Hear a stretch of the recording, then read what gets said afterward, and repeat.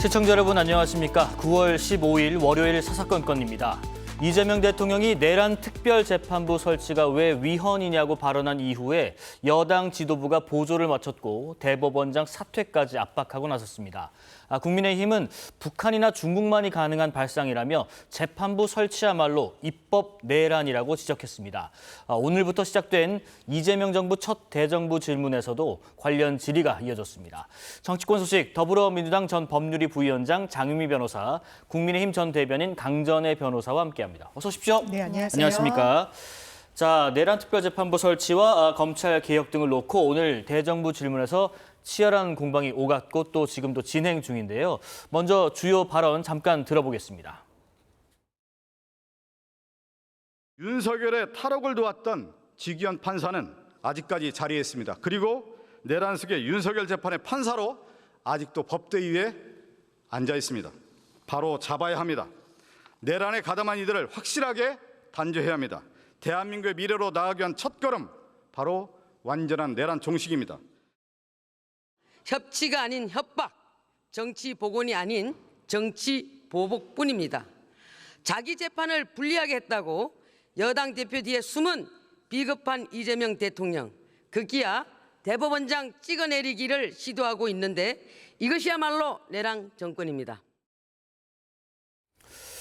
지기현 판사가 아직 자리에 있다. 바로 잡아야 한다는 건 내란 재판부의 필요성에 대해 언급한 것으로 읽히는데 지금 내란 재판부와 관련해서 이재명 대통령이 취임 100일 기자회견에서 위헌이 아니라고 말한 뒤에 민주당이 좀 속도를 내는 모양새입니다. 민주당에서 논의에 착수한 지는 좀 꽤 되기도 했고 대통령의 어떤 의중은 제가 그 당시 기자회견을 들었을 때는 그러니까 위헌이니까 반드시 돼야 된다 이런 차원보다는 기본적으로 논의조차 못하는 사안인 것이 맞느냐, 입법적으로 이 내란 전담 재판부를 만드는 게 사법 그 권한에 대한 침해다 이런 논란이 있지 않습니까? 그래서 기본적으로 삼권 분립의 기능이 배분이 되어 있지만 기본적으로 대한민국 헌법상 주권자는 대한민국 국민이세요. 그럼 국민이 직접 선출한 건 입법 권력입니다. 행정부와 사법부는 어떻게 보면 간접적으로 선출이 되는 방식이니까 그 위상과 무게로 봤을 때는 더 선출된 직접 권력인 입법부가 어느 정도 더 상위에 있다라고 봐야 되는 거 아니냐. 그렇다면 사법부를 이 균형을 맞추는 부분에 대해서도 이것 자체가 사법정의에 반하는 것은 아니다라는 입장이었던 것이고 그 연장선상에서 그렇다면 그렇습니다. 이게 내란죄이지 않습니까? 지금은 업무 분장에 따라서 이를테면 한덕수 전 총리에 대해서 영장실질은 한 재판부가 보고 영장 전담을 하는 부분이 보고 이상민 전 장관에 대해서도 다른 재판부가 보고 이게 각각 떨어져서 이 사건의 일부분만 보는 거예요. 그런데 내란이란 건 기본적으로 대단히 치밀하게 이 정부의 권력을 다 총동원해가지고 국민을 상대로 총뿌리를 겨눴던 범죄 혐의입니다. 그건 부인할 수 없어요. 큰 틀에서 그래서 수괴라는 표현까지 이 법문에 들어가는 거거든요. 제일 정점에 윤석열 전 대통령이 있고 국무총리가 있고 다 이 기능적 행위 지배를 나누어서 분담한 장관들이 있고 군이 있고 경찰이 있고 검찰이 있고 이런 구조예요.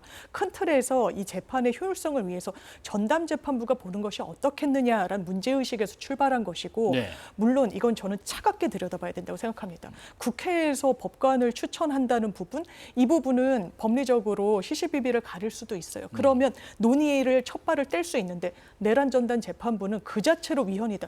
이런 논리에는 좀 공감하기가 어려운 부분이 있습니다. 사실 이 안이 처음에 민주당에서 나왔을 때도 여러 가지 갑론을박이 있었습니다만은 대통령의 회견 이후에 민주당에서 목소리를 좀 더 높이는 것 같고 어떻게 느끼시고 계십니까? 그렇죠. 일단은 처음에 내란 특별재판부에 대해서는 민주당이 초반에도 이야기를 하다가 한덕수 전 국무총리에 대한 영장이 기각되면서 그때 다시 급물살을 타고 있었습니다. 근데 당시에도 위헌이다, 위법이다 이런 논란들이 있었기 때문에 전현희 위원장이 정확한 워딩은 전담재판부다, 특별재판부가 아니다라는 표현까지 썼었거든요. 좀 조심스러운 부분들이 있었던 것이죠. 그런데 이재명 대통령이 취임 100일 기자회견에서 이게 왜 위헌이라는 것이냐, 전혀 그렇게 생각하지 않는다라고 본인이 어떻게 보면 헌법재판소 재판관인 것처럼 이렇게 결정을 내리는 듯한 이야기를 한 것입니다. 대통령이 이러한 이야기를 했기 때문에 민주당 입장에서는 특히 최근에 강성 지지층들로부터 좀 시달리고 있다는 생각들이 드는 부분들이 있는데요. 더 이러한 부분에 있어서 속도감을 높일 수밖에 없는 것이죠.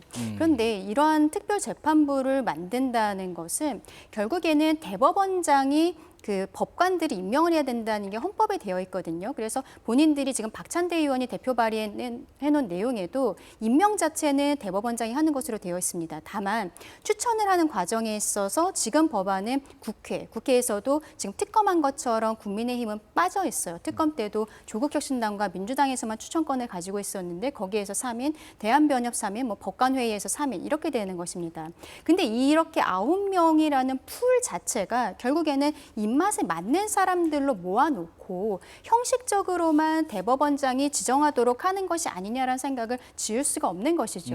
그래서 지금 뭐 전담재판부는 뭐 다른 표현들을 여러 가지 하고 있습니다만 네네. 민주당에서는 결국에는 지금 입맛에 맞는 판사들에게 맡기겠다. 지기현 판사로는 도저히 본인들이 원하는 것만큼의 유죄 판단이 나오지 않을 것 같다는 자신감을 잃었다라는 오히려 반증이 아닌가 그렇게 생각을 합니다. 지금 관련 법안이요. 내란 특별재판부에 대한 것만 발의가 돼 있는데 어제 민주당의 한정혜 정책위의장은요. 특별재판부 대신에 전담재판부라는 표현을 사용했습니다. 이게 어떤 차이인지 잠깐 들어보시겠습니다. 서울중앙지법에는 지식재산 전문재판부가 존재합니다. 그리고 2019년에는 역량 강화를 위해서 오히려 부장판사 3인으로 구성되어 있는 경력대등부로 전환해서 그야말로 지식재산과 관련한 전담부에서 이것들이 제대로 확실하게 처리가 되도록 한 사례들이 있습니다. 지금 우리가 하고자 하는 것은 별도 법원을 설치하는 것도 아니고 서울중앙법원 형사합의부에 내란 전담부를 설치하자고 하는 것인데 이게 사실 무슨 문제인지는 잘 모르겠습니다. 이게 지금 어떻게 되는 거예요? 그러니까 별도로 법원을 뭐 설치하자는 네. 게 아닌 건지 맞습니다. 그냥 중앙지법 법원 안에다가 형사합의부에 전담 부서를 뭐 하나 설치하는 개념인 거면 뭐 입법, 뭐 맞습니다. 개정 뭐 이런 건 필요 없는 거예요. 맞습니다. 후자로 지금 한정혜 어. 정책위 의장이 언급을 하는 것으로 네네. 이해가 되는데요. 기본적으로 법원 행정처에서 낸 의견을 보더라도 특별 법원이라는 거, 완전히 법원이 별도 설치가 되는 건 이제 군사법원만 법적인 근거를 갖고 있다. 이런 네. 취지로 얘기를 하는 거예요. 그러면 서울중앙지방법원에 여러 합의부가 있는데 저희가 법원 배치표를 받아보면 이를테면 한 분은 교통사고 전담, 한 분은 성폭행 범죄 전담, 한 분은 뭐 식품위생 전담, 그리고 지금 한정혜 정책위 의장이 이야기한 것처럼 굉장히 어떤 전문성이 필요할 때는 지식재산권과 관련해서 거기에 좀 노하우가 축적될 수 있도록 그 사건을 집중 배당을 하는 거예요.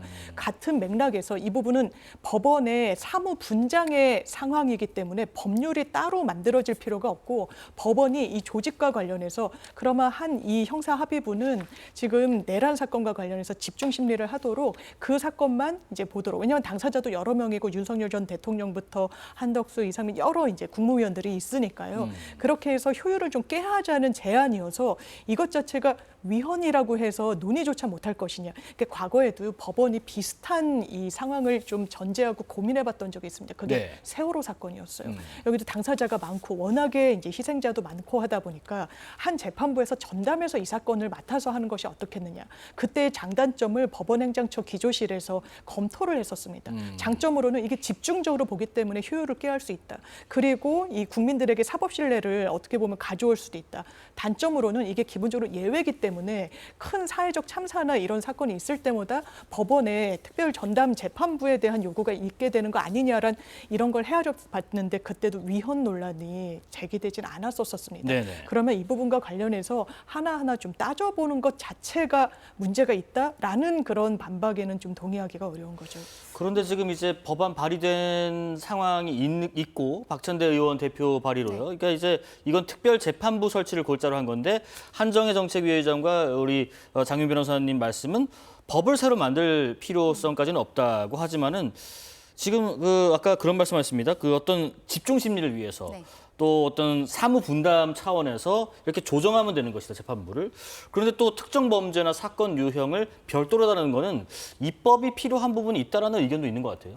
그러니까 지금 전담재판부에 대해서 한정혜 위원장이 이야기를 하고 있는 상황도 네. 역시 특별법원, 특별재판부를 만들었을 때 위헌 위법하다라는 이야기들이 나올 수 있기 때문에 지금도 사용되고 있는 전담재판부라는 제도를 쓰자라고 이야기하는 것이 아닌가 싶습니다. 네네. 조금 아까 이야기한 것이 지식재산 전문재판부 재판부 이런 이야기를 하고 민주당에서는 가정법원, 특허법원 이런 이야기들을 하고 있거든요. 근데 이거는 사건의 유형에 따라서 이러한 전담재판부 그리고 특별법원을 만들어 놓은 것이지 지금처럼 특정한 상황에 대해서 특정 범죄에 대해서 어떠한 사건에 대해서 재판부를 만든다는 것은 초유의 상황인 것입니다.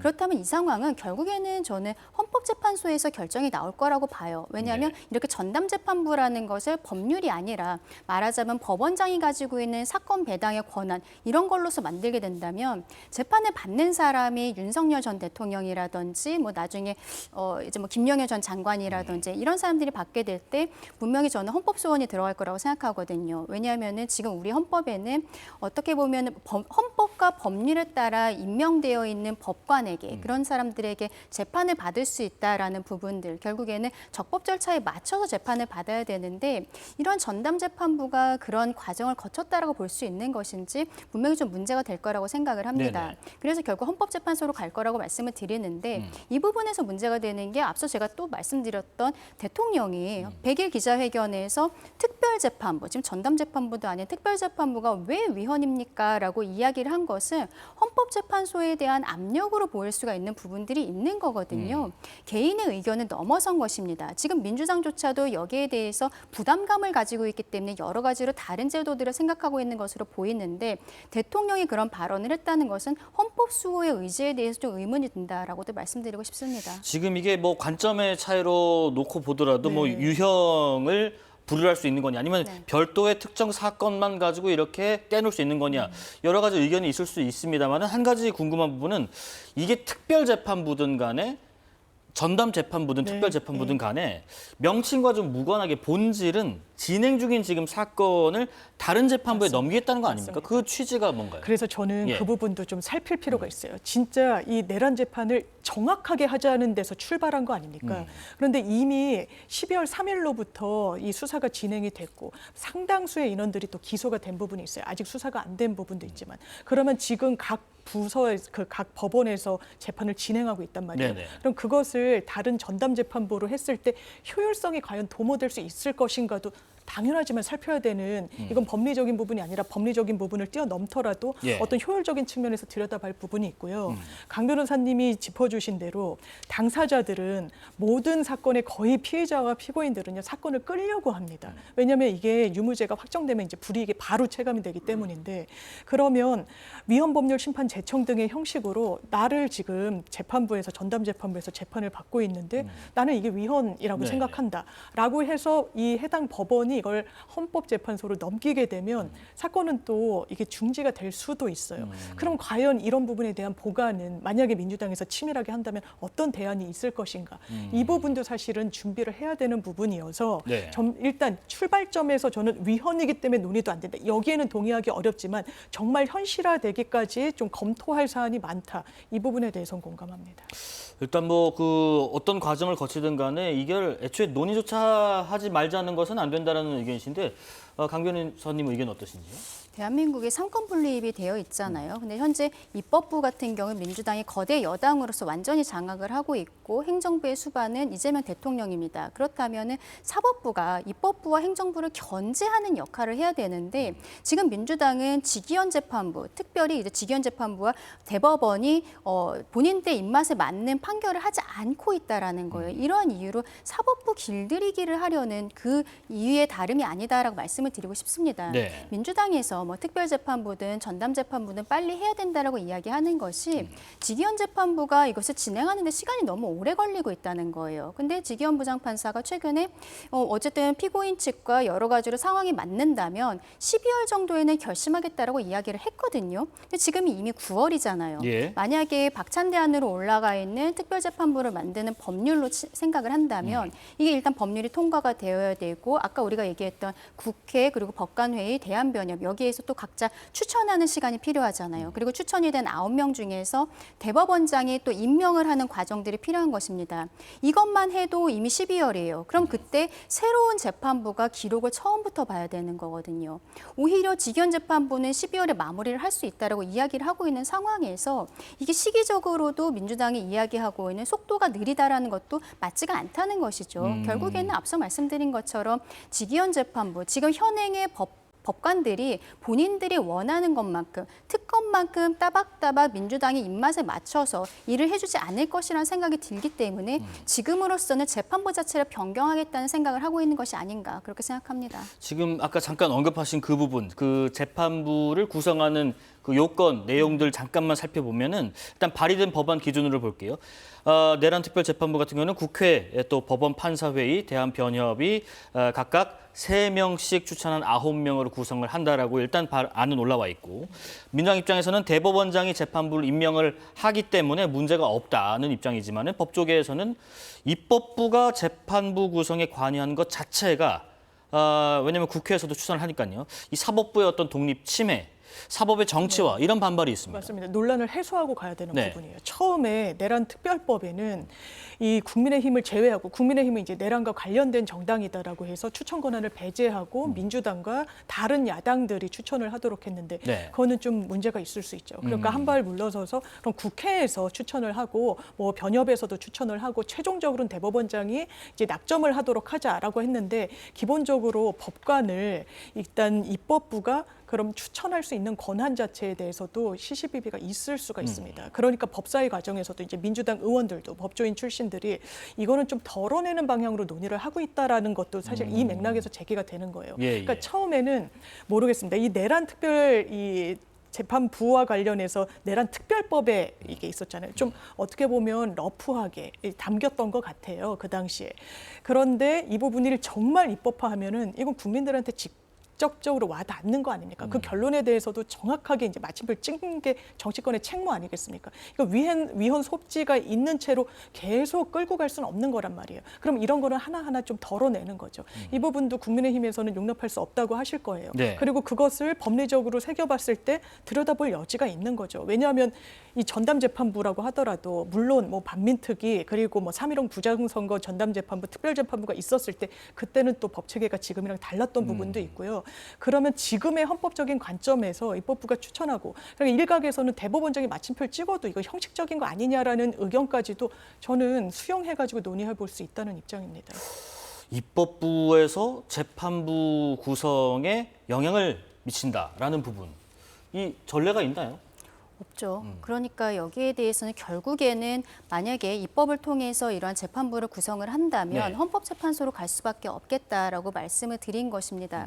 그리고 헌법재판소로 가면은 결국에는 피고인들이 이런 재판부 자체가 위헌이다라고 이야기하면서 위헌법률심판 제청 신청 혹은 뭐 헌법소원 이런 것들을 하게 되면서 오히려 재판은 더 길어질 수밖에 없는 거예요.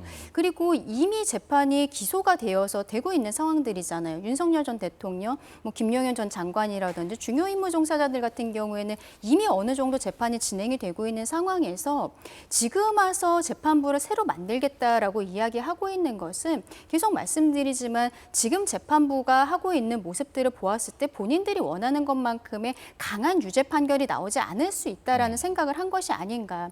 하지만 이 법안을 만드는 데 있어서는 민주당에서도 어쨌든 헌법에 있어서 대법원장이 법관을 임명해야 된다는 규정이 있기 때문에 이것은 넣었다라고 생각을 합니다. 네네. 근데 말씀드렸던 그 추천을 해서 9명이라는 풀이 있는 것이고 그중에서 3명을 지정을 해야 되는 상황인데 임명이라고 하지만 실질적으로 그 안에서만 임명을 해야 되기 때문에 이 사람들의 구성이라는 것은 결국 민주당의 입맛에 맞는 사람들로 구성이 될 수밖에 없지 않겠냐. 그리고 이게 뭐 지금 사법개혁이라고 이야기를 하고 있습니다만 그 과정에서 또 어떻게 보면 법관들의 인사, 법관들에 대한 점수 평가도 외부에서 하도록 지금 민주당이 진행하겠다라고 이야기를 하잖아요. 그 상황인 것이죠. 본인들이 입맛에 맞게 판단을 했었던, 말하자면 이재명 대통령에 대해서 무죄를 줬었던 판사라든지 이런 사람들이 최우선 순위로 고려될 것이라는 거 우리 국민들께서 생각하실 수밖에 없는 것이거든요. 네네. 지금 거대 여당과 행정부가 지금 나라도 어려운 상황에서 이렇게 사법부까지 건드리고 있는 것은 국민들의 눈높이에 전혀 맞지 않고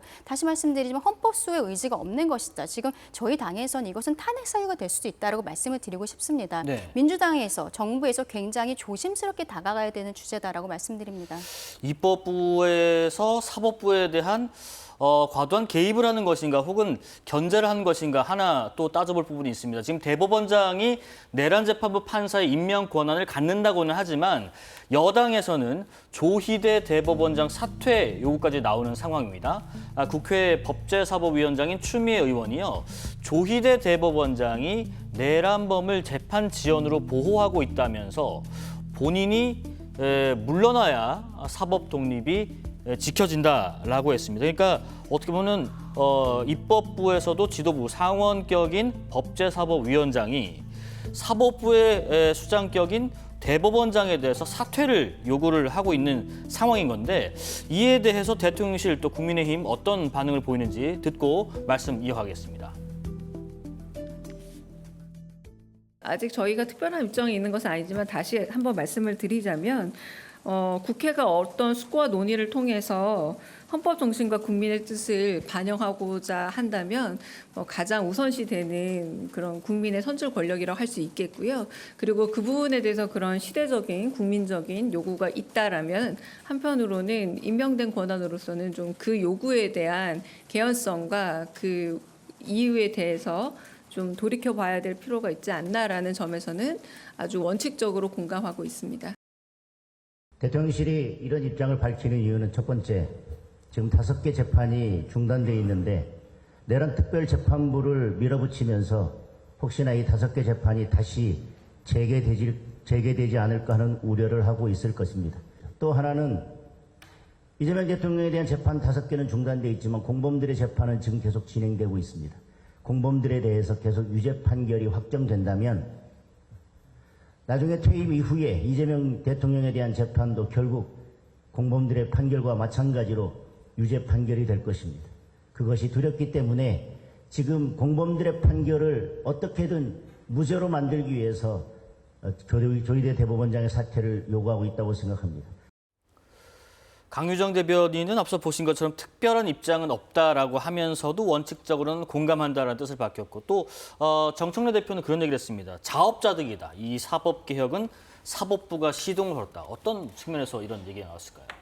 아마도 이재명 대통령이 대선을 앞두고 대법원에서 파기환송 판결을 했었던 유죄 취지로 나왔었던 부분이 선거에 개입하려는 것이 아니냐 이러한 이야기들을 하고 싶은 것으로 보입니다. 네. 그렇다면은 지금 어쨌든 사법부의 위에 그러니까 지금 선출된 권력인 행정부와 입법부가 더 위에 있다라고 대통령도 이야기하고 있고 아까 강유정 대변인도 이야기를 하고 있는 거잖아요. 네. 그러면은 이 사법부 위에 있었던 대통령이 저희 윤석열 전 대통령 같은 경우에는 탄핵이 인용이 되었습니다. 여기에 대해서는 어떻게 받아들여야 될지 민주당에서 너무 선택적으로 사법권에 대해서 침해를 하고 있는 것은 아닌지 이런 생각을 안 할 수가 없는 상황입니다.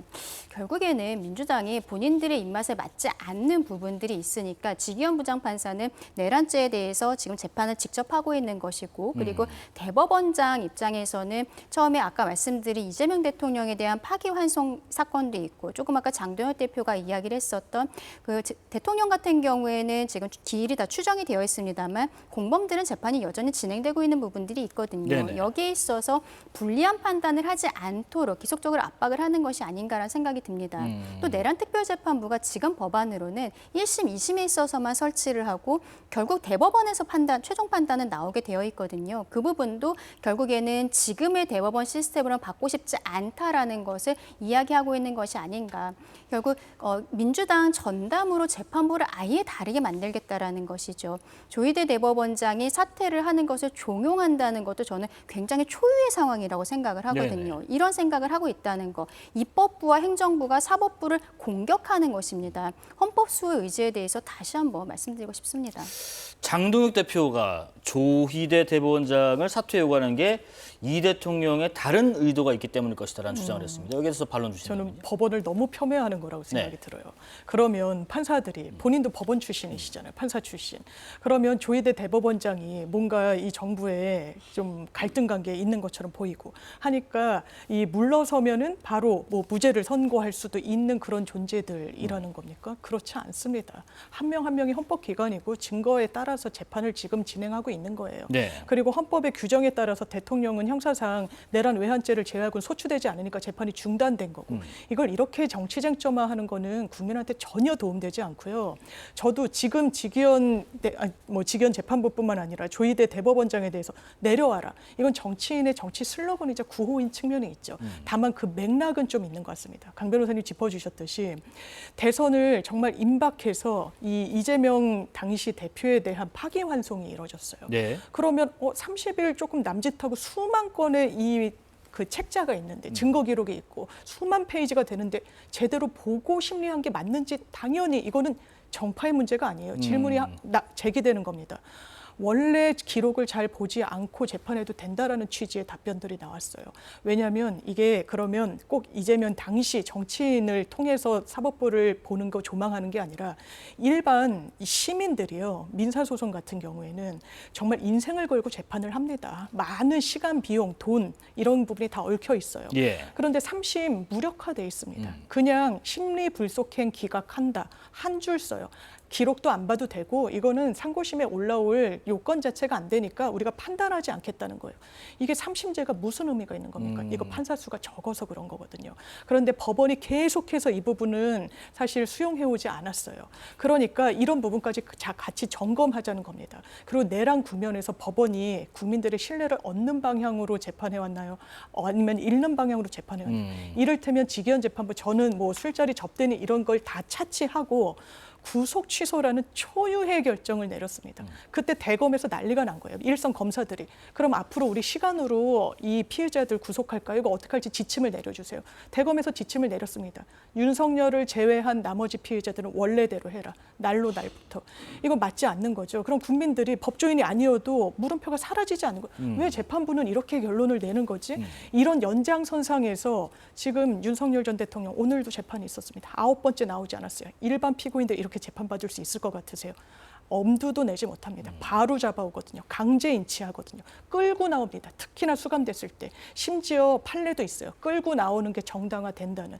그러지 않습니다. 왜 법이 일부에 대해서는 이렇게 제대로 작동하지 않는가? 대한민국의 공권력이 이렇게 작동하는 것이 온당한 것인가? 거기에 대해서 사법부도 어느 정도 개혁과 관련해서 수용할 지점이 저는 있다고 생각합니다. 그래서 지금 정청래 대표가 지금 자업자득이라는 표현을 하는 것 같다는 의견이신 것 같고. 강 변호사님. 근데 이재명 대통령도 과거에 영장실질심사에 나갔었는데 그때 법원에서 중앙지법 영장전담판사가 범죄 혐의는 소명이 된다라고 봤어요. 범죄 혐의는 소명이 되지만 구속의 필요성까지는 없다라고 하면서 영장은 기각을 시켰습니다. 그리고 이재명 대통령은 누구보다도 공직선거법 633 원칙이 지켜지지 않은 사람이거든요. 남들은 1심이 6개월 안에 끝나야 되는데 1심이 2년이 넘게 끌었어요. 그리고 어떻게 보면은 지금 직위원 재판부가 뭐 재판을 지연하고 있다. 여러 가지 사건이 펼쳐져 있기 때문에 한 개의 재판부에서 하는 것이 효율적이다라는 이야기도 민주당에서 하고 있습니다. 이재명 대통령이야말로 중앙지법에도 재판이 있고 뭐 수원지법에도 있고 사람들도 굉장히 많아요. 혐의도 많거든요. 하나의 재판부에 모아서 하는 것이 효율적이겠죠. 근데 이러한 것들이 있음에도 불구하고 저희 국민의힘에서 이재명과 관련해서 단 한 차례도 특별재판부를 만들자라고 이야기를 하지 않았던 것이 상상할 수조차 없는 일이기 때문입니다. 네네. 이것은 사법부를 행정부와 입법부에서 결국에는 흔들겠다는 거잖아요. 본인들의 입맛에 맞는 사람들로 재판부를 구성을 하겠다는 거잖아요.